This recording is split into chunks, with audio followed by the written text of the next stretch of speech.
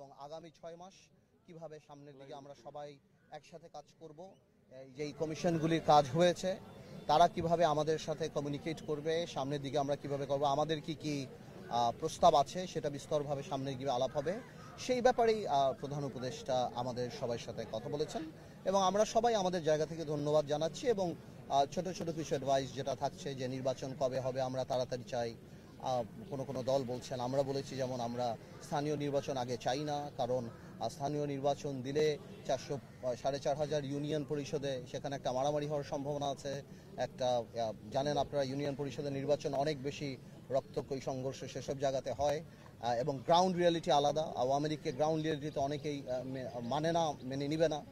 তো এই সন্ত্রাস যাতে কোনোভাবেও না হয় এবং স্থিতিশীল জানি থাকে এবং কোনো ধরনের কোনো সংস্কারই জানি জাতীয় নির্বাচনকে বিলম্বিত না করে। আমাদের তরফ থেকে বলেছি, অনেকে বলেছে, অনেক রাজনৈতিক দল আবার চেয়েছে যে স্থানীয় নির্বাচনটা আগে হলে ভালো হবে, বা এভাবেই করে আলাপ চলছে। ঠিক আছে, আজকের যে আলোচনা হলো এটাতে আসলে মূলত কি হলো, মানে শুধুমাত্র কি আজকে ইন্ট্রোডাকশন হলো এরকম বিষয় না? এরকম কিছু না, মানে 6 মাস পরে সব রাজনৈতিক দলের সাথে বসলো, 6 মাসে আমাদের অর্জনটা কি, আমরা কতদূর গেলাম এবং 6টা কমিশন যে কাজ করেছে আমরা কতদূর অর্জন করেছি এবং আমরা পাশে ছিলাম, আমরা সামনেও পাশে থাকব এবং এই যে আবার রিইউনাইট করাটা, এই যে মানে এত বড় একটা আত্মত্যাগ 6 মাস আগে এতগুলি ছাত্র জনতার যে আত্মত্যাগ, সেটা জানি কোনোভাবেও নষ্ট না হয়।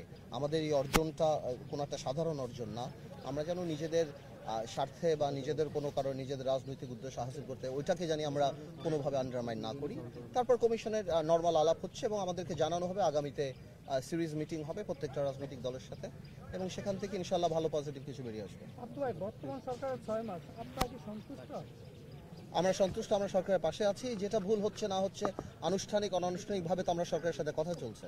তা আমি মনে করি না বাংলাদেশে কখনো এরকম একটা সরকার আসছে যেখানে সকল রাজনৈতিক দল সবাই মিলে এই সরকারের পাশে দাঁড়িয়েছে, আন্তর্জাতিক মহল দাঁড়িয়েছে, জাতিসংঘ দাঁড়িয়েছে, সবাই। তো আমি মনে করি এটা জনগণের সরকার। ধন্যবাদ। হ্যাঁ, থ্যাংক ইউ। ভাই এখানে সিকোয়েন্স মিলে যাচ্ছে।